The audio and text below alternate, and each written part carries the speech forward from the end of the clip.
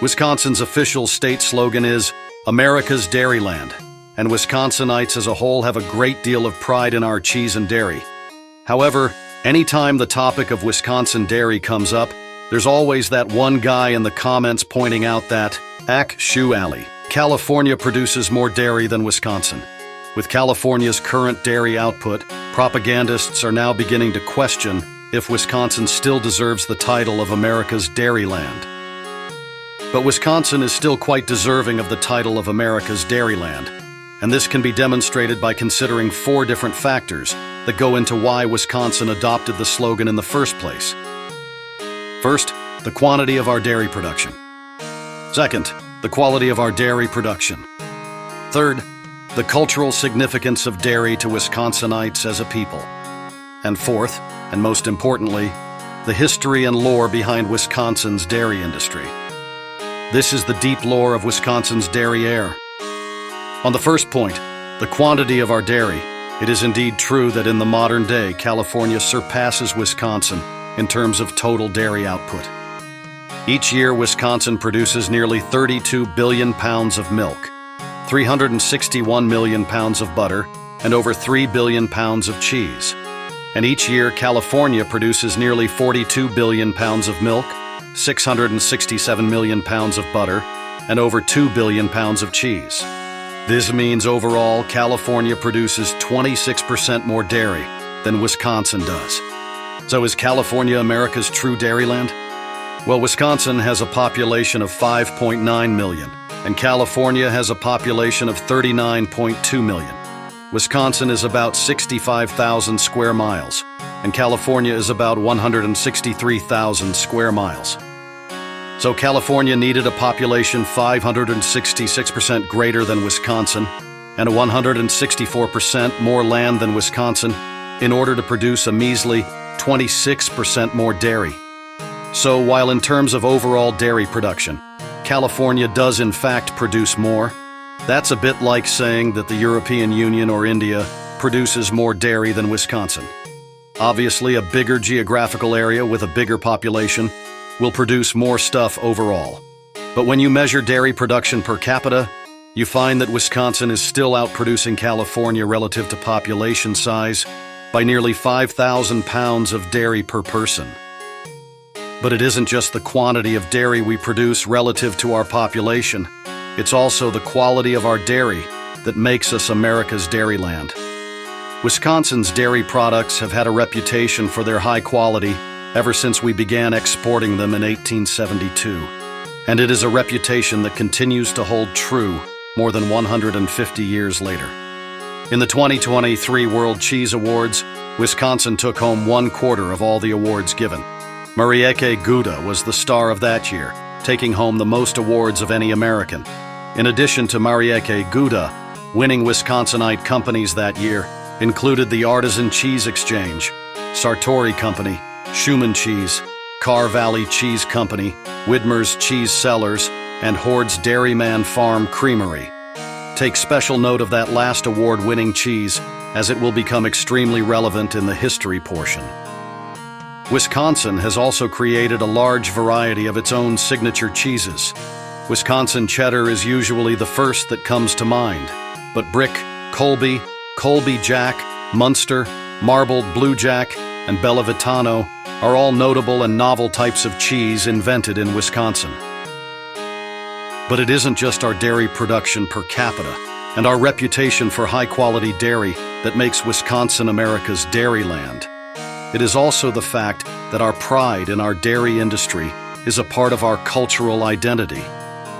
From our cheeseheads, to our cheese curds, to the World Dairy Expo, to our artisanal cheese stores and cheese castles, to the cow chip throw, and to the no less than 7 giant fiberglass cow sculptures within the state, it is clear and evident that in no other state is dairy as culturally significant as it is in Wisconsin.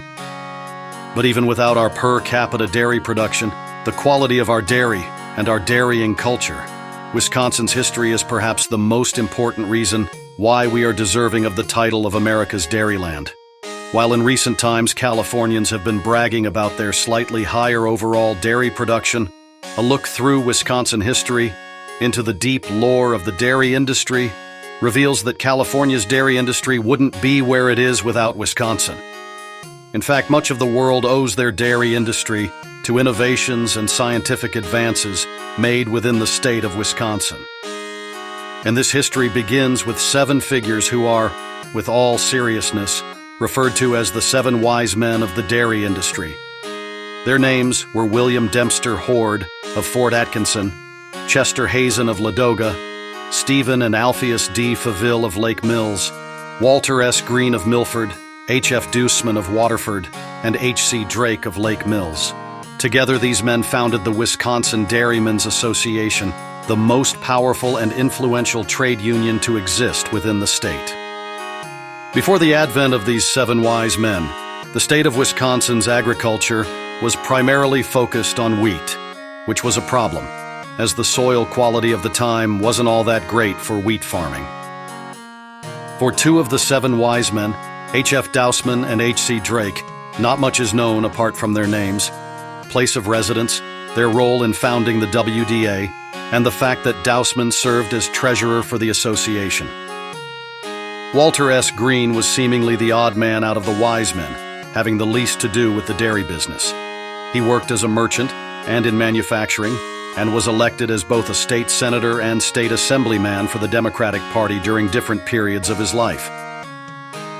Stephen and Alpheus D. Faville were a pair of brothers and dairy farmers out of Lake Mills, Wisconsin. Alpheus is credited with introducing the Holstein, a breed of cow known for its plentiful milk production, into the state. Stephen created one of the first co-op cheese factories in the state and was known for his generosity and leading role in a church choir. Stephen also tried unsuccessfully to become a state senator, running against Walter S. Green in 1890 under the Prohibition Party.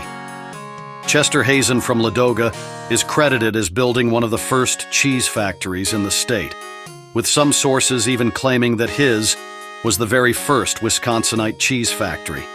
Hazen's factory was derided by the locals, who called it Hazen's Folly, as the people of the time thought the idea of building a cheese factory in Wisconsin, of all places, was absurd. Hazen also served as a state assemblyman for the Republican Party and the mayor of Ripon. The most notable member of the 7 wise men, however, was William Dempster Hord, the 16th governor of the state of Wisconsin. He was the most important and influential governor in Wisconsin's history, and ironically, almost none of his importance to the state owes to his brief and largely unsuccessful term in politics. William Dempster Hord was born in Munnsville, New York, on October 10, 1836.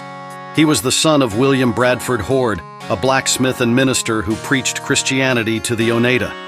Hord was educated in a log schoolhouse built by his grandfather, and from its library picked up an avid love of reading. At the age of 16, Hord began working as a farmhand on a neighboring dairy farm, where he learned to make cheese and butter. His experience working as a farmhand also taught him about how large-scale wheat farming had depleted the quality of the local soil, and how people had turned to dairying as a means to restore the soil. At the age of 21, he moved to Oak Grove, Wisconsin, in order to study to become a Methodist minister. However, conflict with church leadership caused him to abandon his studies, instead making a living for himself for the next 3 years as a lumberjack and singing coach, before settling down and marrying in Lake Mills. At the outbreak of the Civil War, Hord enlisted in the Union Army as a fife player, serving with the 4th Wisconsin Infantry Regiment and participating in the capture of New Orleans. After the war, Hord moved to Columbus, Wisconsin, and attempted to become a hop farmer, only for the price of hops to collapse, causing him to give up on the idea and return to Lake Mills. In 1870, Hord began publishing a newspaper in Lake Mills, the Jefferson County Union, which became wildly successful and soon was being distributed to neighboring counties as well. The success of the Union caused Hord to move his operation to Fort Atkinson, purchasing a new building and printing press. Hord was also the editor of his paper and included an editorial column, which was unusual at the time. In his editorial, Hord would opine on many different topics that piqued his interest, but would often write about agriculture. His love of reading persisted from his childhood, and Hoard would read of many different scientific advancements in the field of agriculture, and would then write about these topics in his editorial. However, his critics derided him as a book farmer due to his lack of actual experience with farming in Wisconsin. Undeterred by these naysayers, Hoard continued to read about farming and editorialize on the topic. Hoard's central thesis was that the soil of Wisconsin had been depleted, and that Wisconsinites should turn from their struggling wheat farms to dairying as a way to succeed in agriculture, as well as using dairying as a means of restoring nutrients to the depleted soil through the manure produced as a byproduct of dairying. In 1971, Hoard formed the Jefferson County Dairymen's Association to advocate on behalf of dairying, but soon realized a county-level organization was too small to effectively advocate, and so in the following year, he brought together the other wise men and formed the Wisconsin Dairymen's Association, bringing together men of wildly different political beliefs, all united under the idea that dairying was the future of Wisconsinite agriculture. The WDA began campaigning and advocating on behalf of dairy, and in 1973, Hoard traveled to Chicago in order to secure a good deal on refrigerated rail lines. His efforts were successful, and soon Wisconsin dairy products were being shipped to the East Coast, where Wisconsin dairy began making a name for itself for its high quality.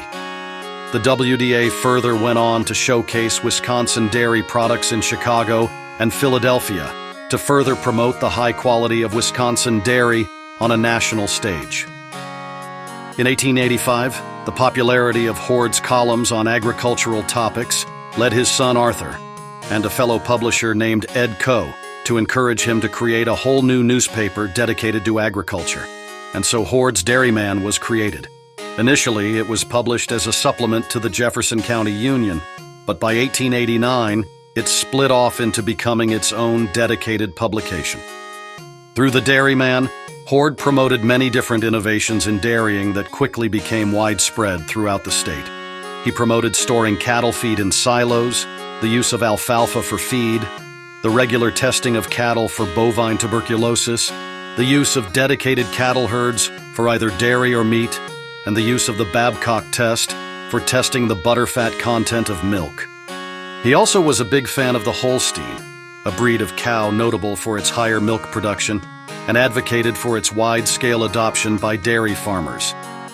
Hoard's Dairymen grew wildly popular and quickly spread throughout the United States, becoming the first agricultural publication read nationwide.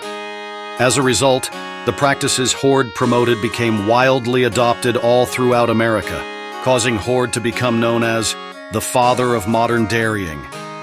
Hoard's Dairyman spread overseas, read as far off as Australia and even Japan, helping to grow Japan's newly budding commercial dairy industry within the province of Hokkaido, where the Meiji-era government was seeking to encourage people to adopt large-scale dairy farming. The Holstein, the favored cow of the WDA, was in turn adopted by the dairymen of Hokkaido, who began importing the breed into Japan from America. In addition to spreading knowledge of dairying worldwide through Hoard's Dairyman and promoting Wisconsin dairy, the WDA further sought to advance dairy knowledge and sciences through lobbying the University of Wisconsin in Madison. As a result of their campaigning, the university created the College of Agriculture and established the first dairy school in the United States, which taught its students the secrets to making butter and cheese. In 1907, Hoard and the WDA even helped to transfer a herd of dairy cows to the university and arranged the construction of its livestock pavilion. The College of Agriculture was not only dedicated to the teaching of the agricultural sciences, but was also at the forefront of agricultural research. The university's first professor of agriculture, William A. Henry, would use the university's farm to test out new dairying techniques. Professor Stephen M. Babcock of the College of Agriculture developed the very first test for milk's butterfat content, creating the modern classification of whole, 2%, and skim milk. The work of Babcock, as well as Professor Edwin B. Hart, would go on to lay the groundwork of the dietary sciences.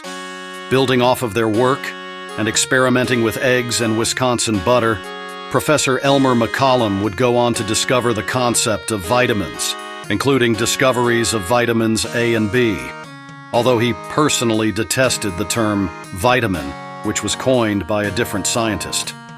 The advancements in dairying produced by the University of Wisconsin would be then spread worldwide via Hoard's Dairyman. This led to Hoard becoming an incredibly popular and influential speaker within the state of Wisconsin. And in 1888, an anonymous article within the Milwaukee Sentinel nominated Hoard to be governor of Wisconsin, which was met with widespread support by farmers throughout the state. And so Hoard ran on the Republican ticket in the 1888 election, defeating Democrat James Morgan by more than 5% of the vote and becoming our 16th governor.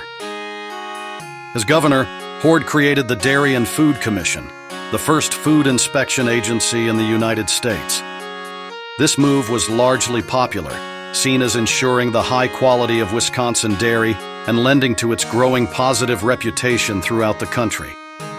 However, in 1889, Hoard effectively destroyed his own political career when he promoted the Bennett Law. Hoard had good intentions behind the law, influenced by a German family that he met in 1870. The family in question did not speak English, and a con man was able to use their inability to speak English against them and con them out of a good deal of money. To Hoard, the solution was obvious. German immigrants couldn't be taken advantage of by con men in this way if only they all spoke English. And so Hoard put forward the Bennett Law, simply requiring that all schools within the state of Wisconsin teach the English language to its students, a law that would be uncontroversial in the modern age. The problem with this law, however, was that it came at a time where 70% of the population was either a German immigrant or the child of a German immigrant. Wisconsin's Germans did not want to learn English. German Lutheran and German Catholic schools did not want to teach English, and the population largely didn't see the need to speak English, seeing as 70% of the state's population could speak German anyways. The law even managed to unite Catholics and Lutherans, with 3 Catholic bishops and 3 Lutheran synods all denouncing the law and calling on Catholics and Lutherans alike to vote against the law in the next election. With German Catholics and German Protestants united all throughout Wisconsin, Hoard only served a single 2-year term as governor, losing the 1890 election to Democrat George Wilbur Peck.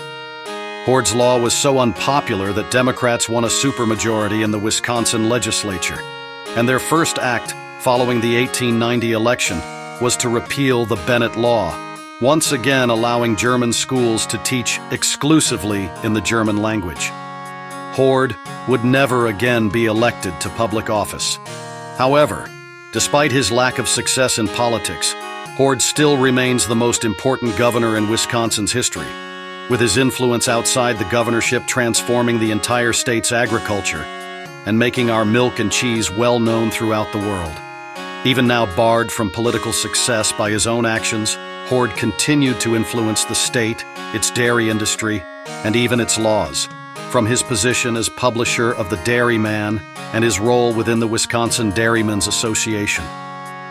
The WDA would go on to become the most powerful trade union in Wisconsin history, and would succeed not only in promoting Wisconsin's dairy throughout the country and lobbying the university to invest in dairy sciences, but would also affect laws on both the state and national level. The most infamous example of this is the 1895 margarine ban, wherein Wisconsin banned the sale of oleomargarine within the state of Wisconsin.